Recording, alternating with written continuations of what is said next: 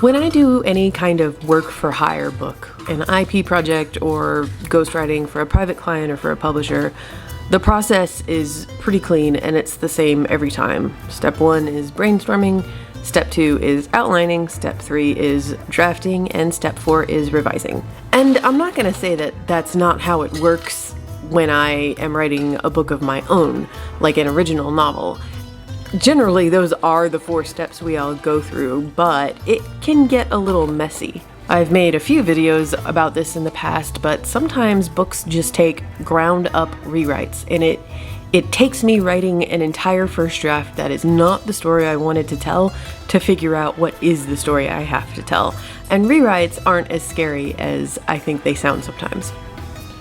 So with Sandstorm, which is kind of the placeholder title I'm using for this mystery novel that I drafted, finger quotes, for Nanowrimo this year, my process is once again going to be pretty different, like the way I approach it. Where do I go from here? And, you know, to be totally honest with you, I am not exactly sure what I'm going to do from here. So that's what I'm hoping to figure out today. That's what I'm hoping to work on this morning during Lisa's live stream. And I'm hoping that by the time afternoon rolls around, I'm gonna have kind of a game plan, something in mind so that I know exactly how to approach this. Because this is what I always say, with any kind of revision or rewrite, you wanna break it down into the smallest steps possible, because that's what's going to make it seem doable.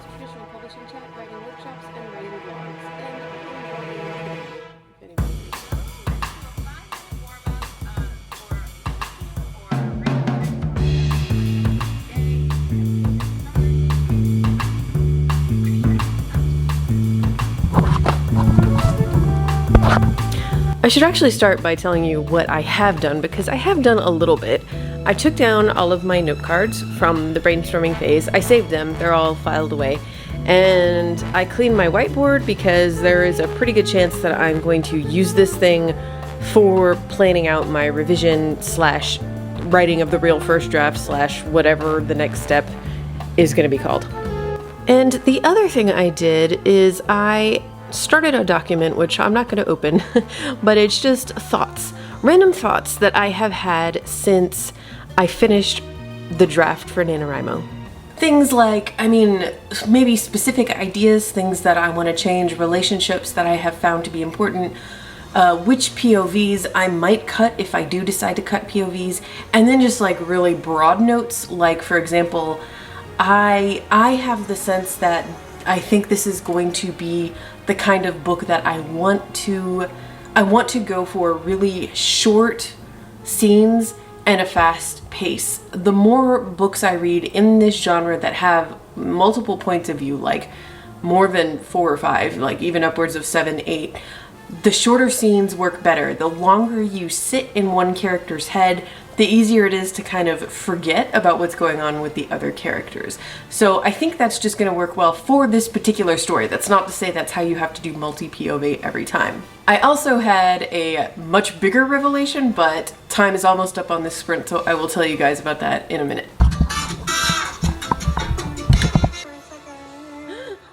How was everybody's sprint?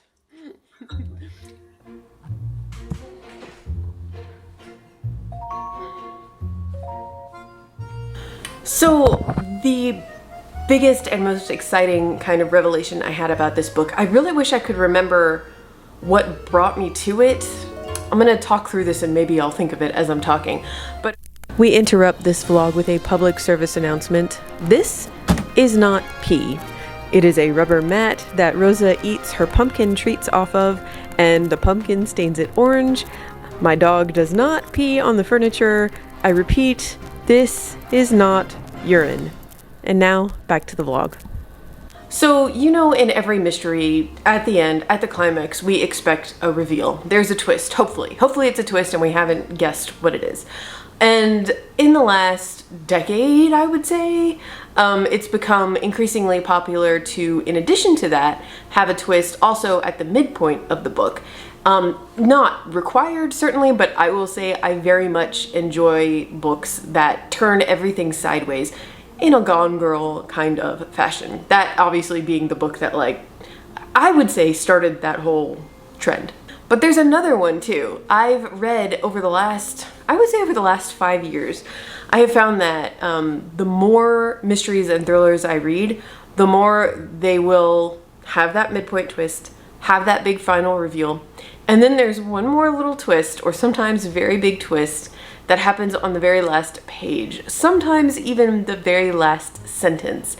And me personally, I love that, to the point where sometimes I will be a little bit disappointed when I get to the very end of the book and there isn't one last surprise waiting for me at the end. And so I wanted to come up with one in my book.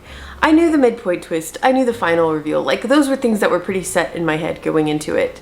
But I wasn't sure about the last page, and I thought, you know, a big part of the rough draft that I wrote and the way I approached it was I wasn't plotting, I was experimenting with kind of my own version of pantsing, and I was hoping that I would discover something as I wrote, but I got to the end, and that last reveal a few scenes before the end was the last big surprise. I didn't come up with anything on the fly that really surprised me, and you know, that's okay. That doesn't mean there isn't something I couldn't figure out later, but I also didn't want to, you know, force anything. So that's where I was with that when I finished the book at the end of November. And then, okay, so I think I've mentioned this before, but just to, you know, go over it again. The villain in my book, I had been writing, first of all, there are multiple bad people doing bad things in this book, so I feel kind of weird saying the villain, but the person that I thought of as the primary antagonist of this book has a POV, and her POV is the only one written in second person, so you. And part of the mystery in the beginning is who is you. When you get to those scenes, you don't know who you is. And the midpoint twist was the reveal of that. And that was intentional, and I liked it that way. So the antagonist obviously is doing a lot of manipulating, as villains in these things tend to do. There's one character in particular, a character who I had not written a POV for. She was one of the few characters that actually never got a POV scene, because in my head she was just a very, very side character. I knew who she was, I knew how she was related to all of this and why she was here, but I wasn't focused on her.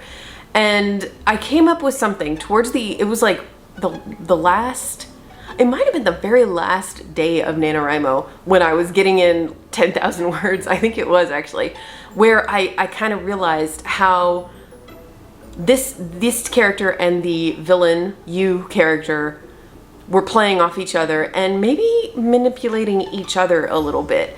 Both of them wanted a certain end result, and even though they don't necessarily like each other, they were knowingly working with each other / manipulating each other to get to the goal that they wanted.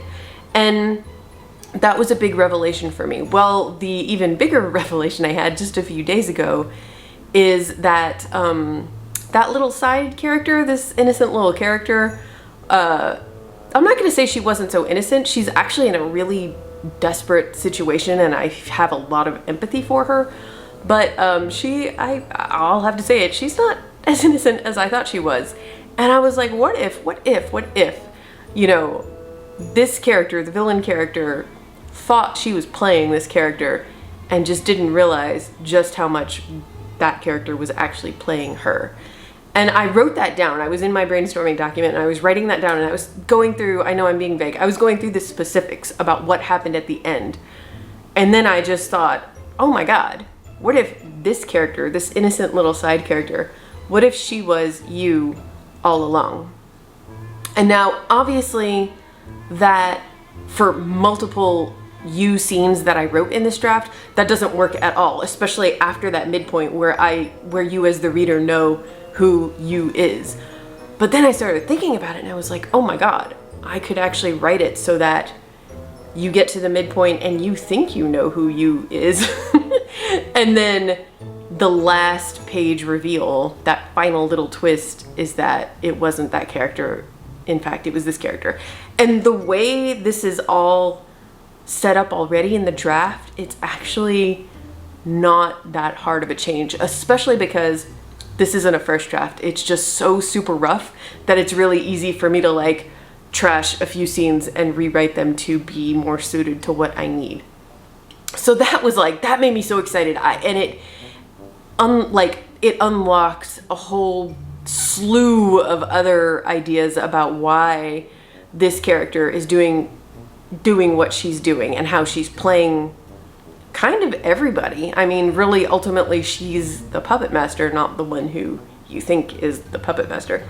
So yeah, that made me just want to jump in and start writing this book. And I think what I need to do is I need to start at the end and work backwards. I need to figure out, you know, the different layers of, here is what actually happened, all the spoilers, and then here is what this character thinks happened, and here is what these characters think happened, and therefore the reader is maybe going to think happened.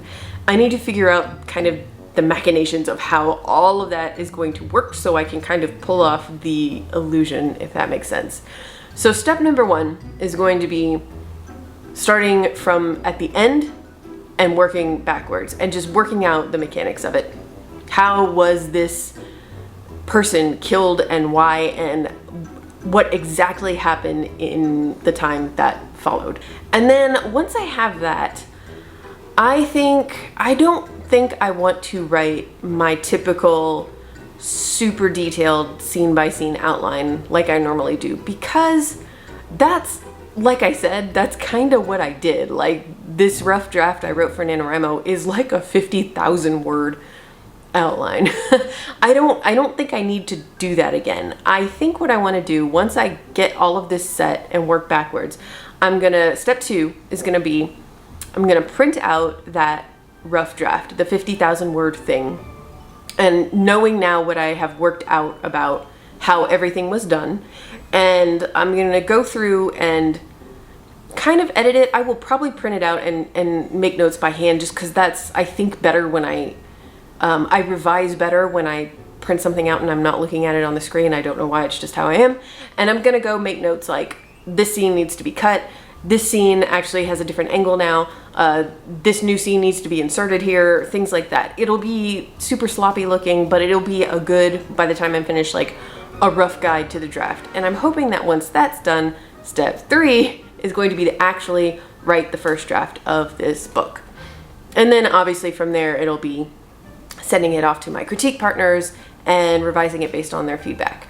And so that's my goal for right now. That's where I am with this. And now the next step is to figure out a timeline, because I talked a lot about, especially over the summer in my vlogs, about how, and we're back. I talked a lot last summer about how I need to not have deadlines, because deadlines were just like increasing my anxiety over getting a book deal, getting an agent, blah, blah, blah. And normally I thrive off deadlines, but I needed to step back from that with my own work. And now I think I'm at the point where I'm ready to implement them again. I like having a plan, and I feel in general much less anxious about my career, which is not to say I have confidence exactly in where it's going, or in that I'm not uncertain about the future, because I am very much so, but I don't feel quite as overwhelmed with it as I did over the summer. And so I think my next step, I'm gonna go back over to my computer and look at my calendar and try to come up with a very realistic, very comfortable timeline for all of those steps that I just outlined. And I have to keep in mind that January and February in particular are really big work months for me. I think I have 4 books that I'm ghostwriting in that 2-month period, which is a lot. They are, 2 of them are pretty big word counts. 2 of them are like really short word counts, more like novellas. It's still a lot. So I need to make sure that I give myself enough room and enough time that I can still make some progress on my book, but I'm not pressuring myself to like have X done by March 1st when I know I'm already gonna have a whole lot of other stuff on my plate. So, but I will say that I'm hoping, and I think this is reasonable, I'm hoping that this will end with me having something that I can start querying in the fall. The fall meaning anywhere from like the beginning of September till, I would say, beginning of November. If I hit November and I wasn't quite ready yet, I would probably want to hold off and wait until January, just because I don't want to start querying really close to the holidays when things start slowing down. But I feel like September, October is comfortable to shoot for given what I have right now. But let's go look at my calendar and see if that's even a possibility. Hello. Hi.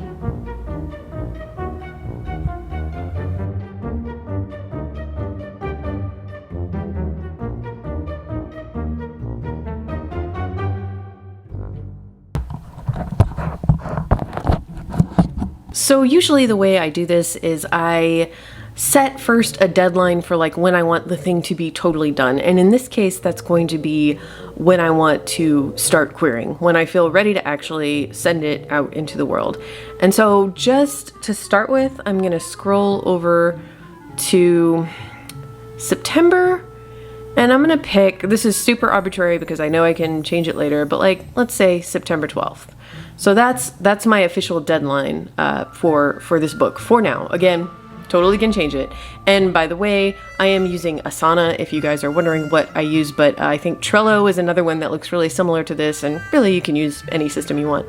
So you can see here that I really like Subtasks. And what I did last time is I set the number of days I would need to write 5,000 words, or in that one case, 10,000 words on November 30th, in order to meet my goal of 50,000 words in a month. And then I assign it a date. And of course, again, once I get on my calendar, I can shift that around as much as I need to. I really like to keep things flexible. So what I think I'm going to do right now is I'm going to start adding subtasks, like finish the Think Backwards Brainstorm. I'm going to call that Backwards Brainstorm. I'll set another one for finish revising draft. Again, using the word draft loosely. By draft, I mean the thing I wrote for Nanowrimo. And then finish first draft, and that'll be when I send it to betas. And the timer is almost up on the live stream over here. Oh God, there it goes. So I will come back to this, but then I'm going to essentially set dates for those and then go look at my actual calendar here and see where they fall and where I can make them fit that will best fit what I'm doing with my client work. Another thing is, as I'm sure you can see, you're probably like, Michelle, your calendar is so empty. You're lying about having a ton of client work. That's because I have the deadlines for the projects written in, but I don't have the subtasks listed yet. Like, another thing I'm going to do this December before January 1st is go through and figure out, breakdown. I need to write X number of words per day on all of these books and then assign them to days and arrange them in a way on this calendar that is doable and not too stressful. So to show you an example of what I mean, I'm gonna scroll way back up to the beginning of this year when, as you can see, I had quite a few things on my list. So you can see, I don't want to give away too much about any of my clients, but I would put things like, okay, here's when I was working on Dragon Balloon. So 2,000 words of Dragon Balloon today. But every week I kind of reassess, and if I feel like that's not doable, I can just slide the task over to, you know, what is going to work better for my schedule that day. But I do like breaking it all down and writing out subtasks for all of my books, including my book that I'm working on, Sandstorm. So yeah, finish first draft, and that will include, you know, sending to beta readers. And obviously I can't really put a start date on finishing my revision until I get feedback from my critique partners and I can revise, but my critique partners are wonderful and always super fast. And of course, I'm going to give them a heads up way ahead of time of when I'm going to send this to them. So I'm not too worried about making that work, but I'm also not going to set it in my subtasks just yet. Instead, I'm just going to go through here and pick random dates for right now. Finish Backwards Brainstorm. I'm just going to put that on January 31st. finish revising the draft, as in kind of like making notes on the draft I wrote for Nanowrimo. I'm gonna put that, let's say, I don't know, March 7th. Again, this is random, I'm gonna go back later. And then finish first draft. Obviously writing the first draft is gonna take the most time. So I'm gonna say sometime in the summer. Let's just for right now say June 27th. Again, I could change that later. And then once I do the work of going through all of my upcoming client projects and doing exactly what you just saw me do for each of them, then I will see those here in my calendar, all of those subtasks. I'll be able to like really or switch back and forth and figure out, you know, what's going to work and what's going to be comfortable every week. But for right now, you can see, you know, finish first draft. I have that on June 27th. And if I need to move it later, I will move it. So that is that. And I was actually going to continue doing this and maybe start coming up with a game plan for all my client projects and just getting all of that out of the way. But I just got a notification that I have a package to go pick up downstairs, and the package is from Scholastic, and I think I know what it is.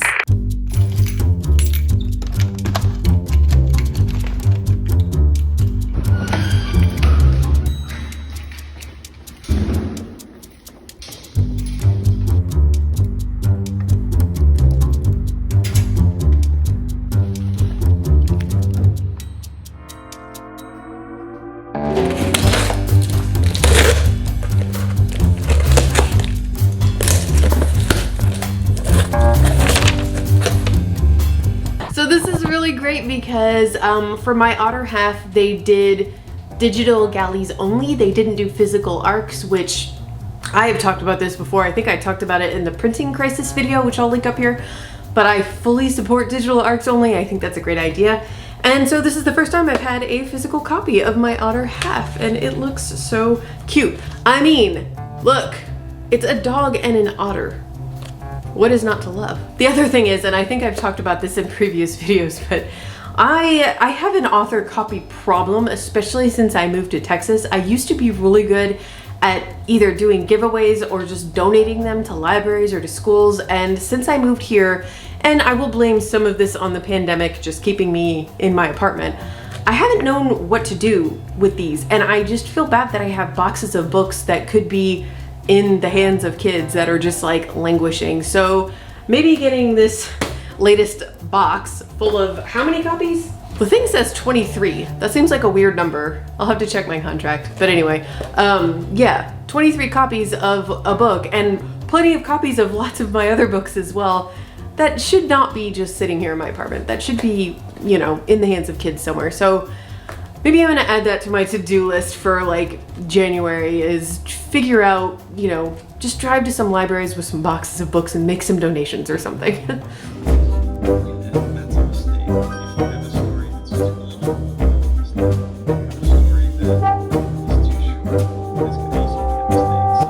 So after the live stream, I took a little break, walked Rosa, made some lunch, watched Barrett interview Robert, which was great. I will actually link to that interview below if you want to check it out.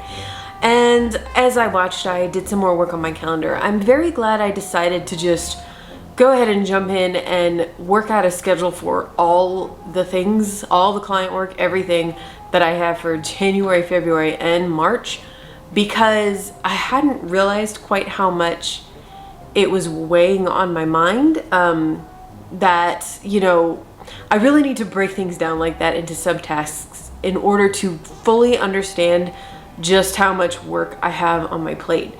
And as I suspected, January and February are going to be fairly intense, but not totally out of control like the way things got for me last year. So what I've come up with basically is starting the first week of January, every Monday, Tuesday, Thursday, and Friday, those days are very full of client work. Nothing insane. It's not like 10,000 word days, not even close, nothing like that. But it'll probably take me, you know, the bulk of my workday is going to be dedicated to client work, those 4 days. Every Wednesday, I am going to make that a sandstorm day. This is something that I did last spring with Dragon Balloon. I think I actually called it flow state days. I wanted to try just, if I dedicated an entire day to one project instead of jumping around from one to another, could I get into a flow state? No goal for word count, just spend a day on it and see how much I get done. And I really enjoyed that. And I think particularly for the beginning part of what I'm planning to do for Sandstorm, the whole reverse engineering how the mystery happens, and then also just kind of revising and making notes on the rough draft that I have. I'm not going to set, obviously, word count goals for that. That wouldn't make sense. So I think just having one dedicated day a week to that will be really great. That isn't to say that I won't work on it any day other than Wednesday. There are plenty of days where sometimes you just have those days where you get up in the morning and you just knock out everything you have to do and you still feel good in the afternoon. I have days like that, and on days like that, I very well might work on my book in the afternoons.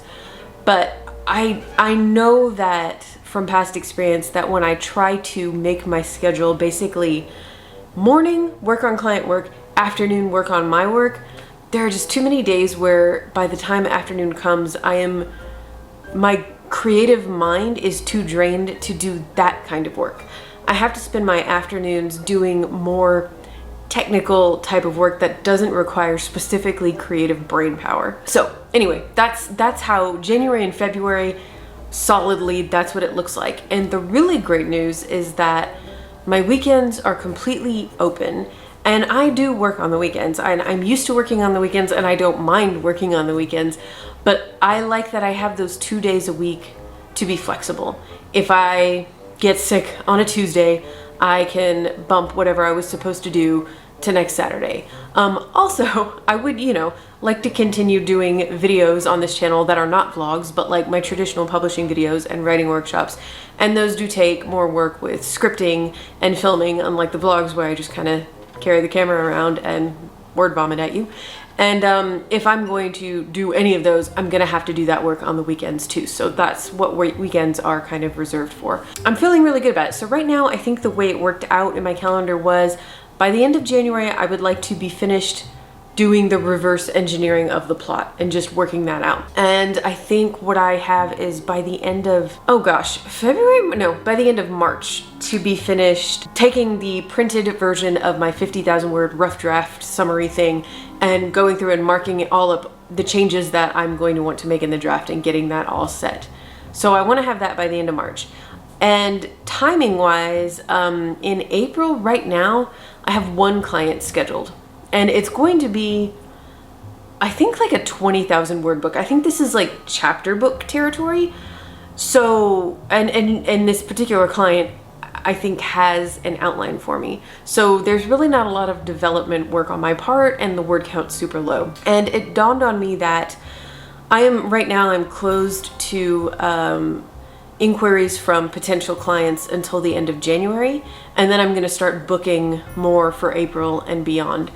But it's within my control to not overload myself so much with client work that I don't have enough time to draft my own book. I can account for that. Like, obviously I still have to book enough clients so that I can pay my bills, because you got to pay your bills. But I won't make my April and May quite as packed as my January and February are about to be. And keeping all that in mind, I believe I could have, if I'm aiming for 80,000 words, and that's again a shot in the dark. I don't know if my book is going to be 80,000 words, but that seems reasonable. If I'm aiming for 80,000 words, I think I could have a draft by June. And that would be like right at the beginning of June. And that would give me the entire summer to give it to my critique partners, to get feedback, to work on my revisions, and to hopefully start querying this fall.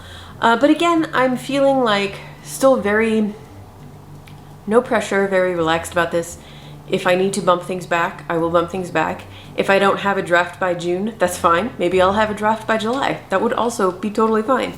And you know what? Even if I don't end up querying in the fall, that too will be fine, because I am determined not to rush this book and to settle for anything less than exactly what I envision this book to be, just for the sake of querying because I'm feeling desperate and weird because I don't have an agent anymore. I'm not gonna let that get the better of me. So yeah, that's my plan. And this entire day has just been about me figuring out where the heck I go from here. So I don't know. I always think about when I make these vlogs, especially on days where I'm like, oh gosh, what do I talk about today? I try to think back to in 2007 when I was trying to write my very first book. And if AuthorTube wasn't a thing, I didn't know about it, but I didn't spend a lot of time on YouTube back then. And I did spend a lot of time on blogs. I loved blogs. I found a lot of agent blogs and a lot of editor blogs that were extremely helpful for me. And there were author blogs, but at least I could not find anyone out there providing like a really pulling back the curtains, here's the dirty truth about it all kind of blog. And that's what I really just wanted to know. I wanted to know, do they all have it figured out? Am I the only one struggling? Is it a bad sign that I'm struggling this much? That's what I wanted. I just wanted to know what it was like. And so every time I sit down and make one of these vlogs, I'm like, what would you have wanted to know back in 2007? And I think, I would have found it valuable, I think, to have an author talk about, well, I wrote this really sloppy, rough draft of a thing. Now what do I do with it? Well, this is what I plan on doing with it. And, as much time as I just spent planning this out, I also fully accept that my plans might change. I might run into some issues when I'm trying to reverse engineer my mystery, or it might go smoothly. I might, maybe I'll start marking up that rough draft and realize, oh, this is just such a mess that I really need to kind of like start from the top and write a really clean outline. That might be inevitably what I have to do. And if it is, then that's what I'm gonna do. I'll just like change course a little bit. There's nothing wrong with that. I just really try to keep it flexible. Otherwise, I don't know, it gets really stressful, and it feels like a lot of pressure, but it's just pressure I'm putting on myself, and therefore it's within my control to take that pressure away. So that's my process, and we'll just see where it goes from here. And that's gonna be it for this vlog. Let me know if you finished Nanowrimo, if you also have a first draft. What are you gonna do with it? What's your next step? Tell me in the comments below, and I will see you guys next week with another video.